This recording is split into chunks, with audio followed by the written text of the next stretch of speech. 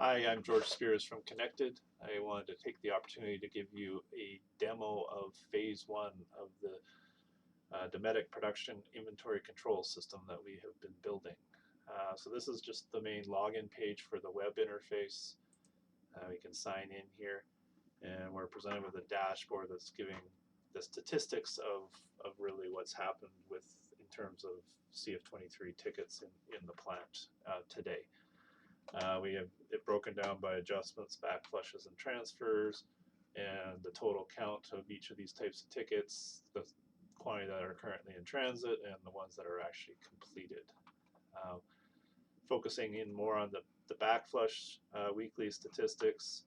In this case, we're showing a total of 35 parts have been backflushed, or finished goods have been backflushed, all comprised of one unique PID. And the material handler that has been assigned so far, it could be a list of a bunch, but in this case, for this example, just Alexander was the material handler that was assigned. He currently has no assigned tickets to him, meaning he's completed everything that was assigned to him, but he's completed 4 tickets with an average time of 45 seconds. Moving down farther here, this is the by ticket type statistics of what's happened on Wednesday. We had 2 transfer tickets and 2 backflush tickets and 2 transfer tickets. As an overview for this week, we've had currently there's 0 assigned tickets, meaning everything that has been put through the system has been completed. There's 0 in transit, and there's obviously 4 that have been completed. Turning our attention over to the menu on the left hand side here, we have various ways to work within the system. The most popular will be the Part Explorer, and we open that up. What it's doing here is giving you a list of all the PIDs that are in the system, and over on the action column here, there's one change that's coming in to bring backflush in here as well. You have the ability to look at the BOM details, the stock details that are coming from Max, including stock locations and quantities. You can do transfers, adjustments, and then there shortly will be the backflush icon here as well. If we take the ability to search by any one of these columns, if you just hit the 3 dots here, it gives you the ability to start typing in whatever you want of part number, and it immediately filters down the list. So if we take, for example, the HH6492-4, and we can come over here and hit the BOM button here, and it's giving us the bill of materials utilizing the same icons that are actually out of Max. You can drill down in here and see the whole detail of the BOM. Again, with that, looking at stock details, this is pulling from Max all the details that were entered into that part when it was created in Max, as well as giving you stock locations and the quantities. Green is designated as the primary stock location. At the bottom here, you can actually go to transfer adjustment, and then with the changes implementing tomorrow, the backflush button will be here as well if you want to go directly to those screens, as you can right here as well. Like I said before, go transfer, adjustment, and then there will be backflush as well. Moving down the menu here, hitting the tickets button. This is the various tickets that have been created today that have been sent over to the handheld mobile device, the TC22, for the material handler to actually follow instructions on and do scanning with. Each ticket has a unique ID associated with it, and it's showing who created the ticket and the material handler that it was assigned to. If you go into the view details, it's actually showing you all the components that are going to be backflushed through that ticket.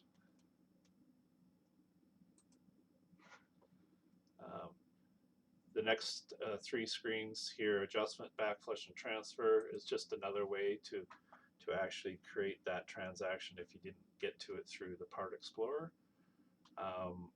There was no adjustments in the system right now, but if I look at back flushes, you can start with a work order number, and it's showing you the tickets that have been created thus far that have to do with or that have been really created with CF23s that have been created.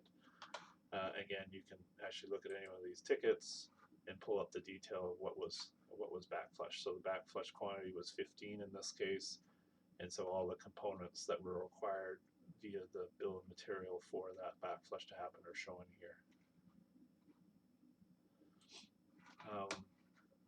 Transfer, same thing, just different type of transaction.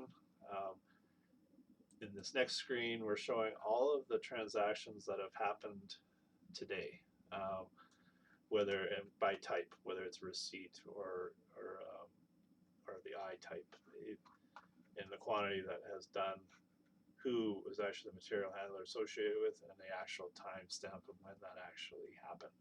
Sorry, whether it was a receipt, an adjust, or an issue. You know, the adjustment types, there's K, R, X, Z. You can actually search through these transactions by date, by order, by part, and then when you do it, you can actually put in the range that you want to search by, and also the transaction types that you actually want to look for in this list that you're going to generate. If it would be helpful, there could be a button here to actually export this information to an Excel file if you want to do other work with that information, but that would be something you'd have to let us know that you'd like. In terms of orders, looking at this page, this is the 200 most recent orders that are in the system. So again, you can search by order number, you can search by PID if you want, and when you get it, you actually go over the action screen here, and you can backflush right from the order here if you would like. So now that's kind of how the main dashboard looks. What I'd like to do now is, yesterday when I was at Dometic, Steve and I created a video of this kind of working in action and showing, you know, the interaction between this dashboard and actually the mobile device for the material handlers to actually action on the tickets. So I will just jump over to that now and take a look. The various orders that we have, sort by order, by part number, any of these fields you can sort or filter by. You want to try the third one? Yeah, let's do the 20. We know we can do it. Okay, well, let's definitely want to highlight it. We'll do the regular one first. Yeah, okay. So, I don't know if you can see that or not. I'm in a over. Yeah, I video. The orders here, it's automatically populated the part number, the description. The current order has 149 that are due. It was originally for 384. So in this case, we're going to put in, what, 20? Yeah. Reference number was NSP. From work cell, pick that one, to the stock location. It's showing the primary is green, but you can pick either. And then we're choosing the material handler. In this case, we're going to choose Alexander. And then we're going to submit. As soon as we confirm this, it will show up on the hand scanner. Oh, we got a shortage on this one. So in this case, there was a shortage of a component that was required for the backflush. So the system stops the creation of the CF23 for movement of the finished good and requires that a transfer happen to make sure that there's enough quantity there for a backflush to actually happen. And so this is not a virtual transfer. It would require, what it does is it creates a new ticket on the handheld device that a material handler will actually have to go to the stock location, scan the location, scan the part, move the part to the assembly cell where it's required before the backflush transaction can actually be created and executed. So when we have a shortage here, so the primary stock location has got 0 quantity, so we need to transfer from one of these other ones. so we can go in here and pick how many we need to transfer. 20. Yeah, 20. I guess. 20. Oops. 20. We're gonna pick Alex again. Yeah. We're gonna transfer where from here. Yeah, approved. It has 1680 there. Yeah. It's gonna go to the location that had 0, and then the reference will pick that again, and then hit submit. And so immediately it's showing up on the device here.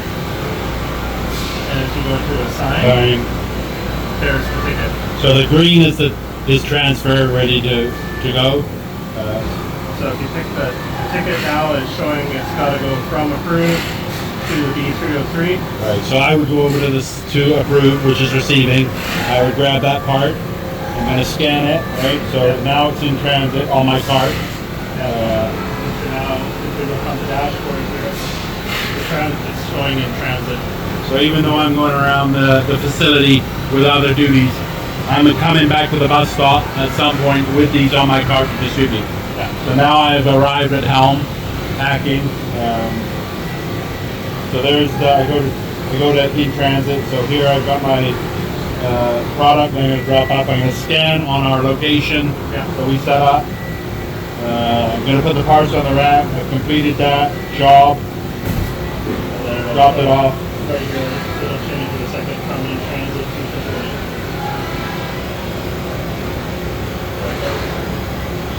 And now I'm off to the next shop. Yeah. So now if we go back to that same order here, we're going to do 15. 15. Go there. Now it'll let the ticket go through because the transfer has happened. So these guys are still working. Somebody has made the ticket for me to come pick up finished goods. Whatever time, I know they're done, so I'm going to come, do jobs, I'm coming back. And here, sorry, it just populated. It's showing that there's a ticket assigned for this. When it goes to a transit, will automatically update through here. Right. So I'm already at the cell, grabbing it. I'm grabbing 2 or 3 skids at a time.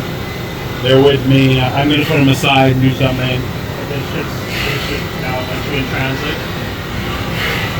And then now, when you're there, if you pick it and complete. Right. So now I go to drop it off in shipping with its set location where this Helm product is going to sit. I'm going to scan the finished area and location in shipping. I'm going to transfer the whole 20 units, and I'm done. So I'm going to have multiple tasks on here. Right, that was just one, but at any given time we have multiple tasks on there, which is a great feature for the conveyance guy, right? So now this is showing back flush. You can actually see all the components that it back flushed when it did that back flush. They're all in here. Yeah. So the next step is to get the location scanning and the link scanning at pickup and drop off. All right, so that's the conclusion of the quick demo that we did yesterday. There's lots of additional features that we want to work into it in terms of better tracking the inventory quantities at the actual assembly cells with min-max levels and automatically creating the transfer tickets when that inventory falls below the threshold. So if you have any questions, please give me a call, let me know. I did transfer over to Isaac a list of the various logins that we've set up for you guys to try and test. Thank you.